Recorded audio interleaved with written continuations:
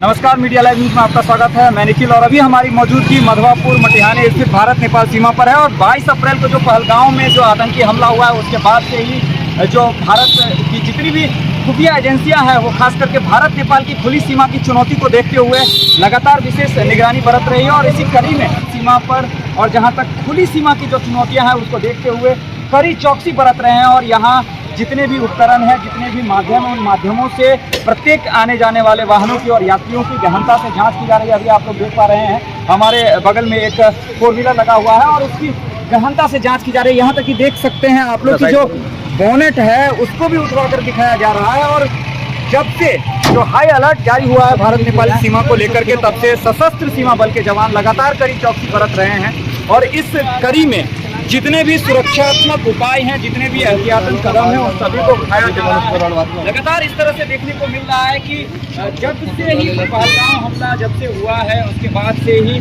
जो भारत नेपाल की खुली सीमा है उस खुली सीमा की चुनौती को देखते हुए विशेष सतर्कता जो है यहाँ पे बरती जा रही है। मधवापुर मटिहानी के गांधी चौक बॉर्डर से अभी सीधी तस्वीरें आप देख पा रहे हैं यहाँ मीडिया।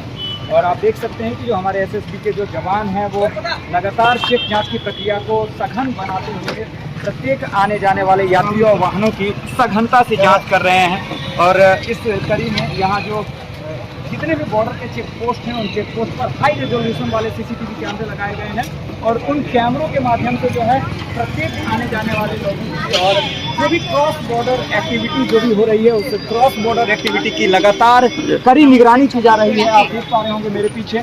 और यहाँ अभी गांधी चौक मधवापुर मटिहानी भारत नेपाल से तस्वीरें आप देख पा रहे हैं। और जहाँ तक हमारी सुरक्षा एजेंसियों से जो बात हुई, उन्होंने जो जानकारी दी है, जितनी सूचनाएं दी हैं उसके लिहाज से बता दें तो भारत नेपाल सीमा अभी हाई अलर्ट पर रखी गई है।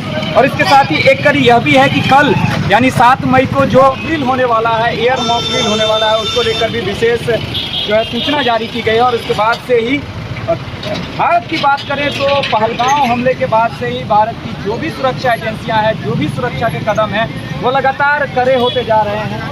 और कल यानी 7 मई को एयर मॉक ड्रिल का समय निर्धारित किया गया है। उस वक्त जो एक मॉक ड्रिल होता है जब अगर हमारे देश पर हवाई हमले जैसी अगर कोई बात आती है तो उस परिस्थिति में यहाँ के जनता को किस तरह से रिएक्ट करना है, उस तरीके से कैसे सुरक्षात्मक उपाय करने हैं, उन उपायों की जो है एक पूर्वाभ्यास के तौर पर कल किया जाएगा। और इसी कड़ी में अभी सीधी तस्वीर मधवापुर मटिहानी इंडो नेपाल बॉर्डर से गांधी चौक पर अभी आप देख पा रहे हैं कि हर आने जाने वाले व्यक्ति की वाहन की सघनता से जांचने के बाद ही लोगों को यहाँ से छोड़ा जा रहा है।